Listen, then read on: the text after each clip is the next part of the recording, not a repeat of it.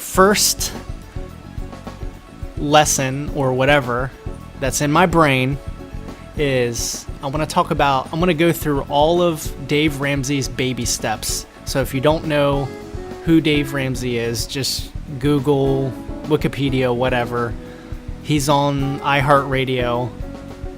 He's got a couple of books, radio show, all that. So he's what propelled me and got me into taking control of my money. Today's first lesson is baby step number 1, which is a $1,000 emergency fund. What you want to do is it creates a cushion between you and life. I was talking to a friend the other day and he said, I only have $13 in my checking account until next week. So it was a Thursday he told me that. He said he'd get paid on Friday, not the next day, but another whole week. And how is somebody supposed to survive on $13 for a week, for 8 days?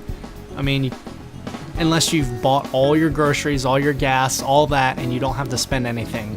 That's stressful, only having $13 for 8 days. So what we want to do is we want to get $1,000 in our savings account, which we don't touch. We don't use it to go out to eat. We don't use it to buy a new Blu-ray. When you have $1,000, it turns what used to be these big financial problems and big stressful financial moments, it turns those into just small little annoyances. It doesn't wreck your whole month. It doesn't wreck your whole week. I know, sometimes you have medical bills that come out 4 months later and you had no clue that they're going to be there. You thought you paid them, but then you owe another $78 on it. That's an emergency. But it's not a big deal if you have $1,000 saved up. That's nothing. You pay it and you move on with your life. Sometimes you get a flat tire, and what is that, $80? Typically that could screw you over. But if you have $1,000, $80 is nothing. You get it fixed and you move on with your life. I think sometimes the problem is we spend too much time thinking about how an emergency messed us up, when the trick is to have the $1,000, take care of what we're supposed to take care of that medical bill, take care of the car repair, and move on with your life. How many times have you gone over to dinner and you're trying to enjoy time with family, but you can't because you're thinking about bills? Or we've all known that person that every time you talk to them, they're complaining about money or how all these things have happened or how they have bad luck or whatever. It's like, what a drag.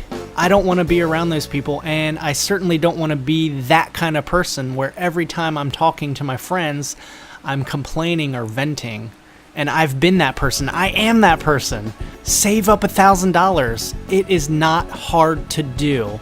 And then when you have $1,000, don't touch it. It is there for an emergency. Don't let emergencies screw you. Save $100 a month. You will have $1,000 in 10 months. Save up $200 a month. You will have $1,000 in 5 months. Some of you guys could save up that money in a month. If we spend all this time thinking about, oh, I wish this emergency didn't happen. How am I going to get out of this? You know, it takes you away from life. It takes you away from focusing on your work. It takes you away from enjoying time with family. So in the meantime, don't stress about that.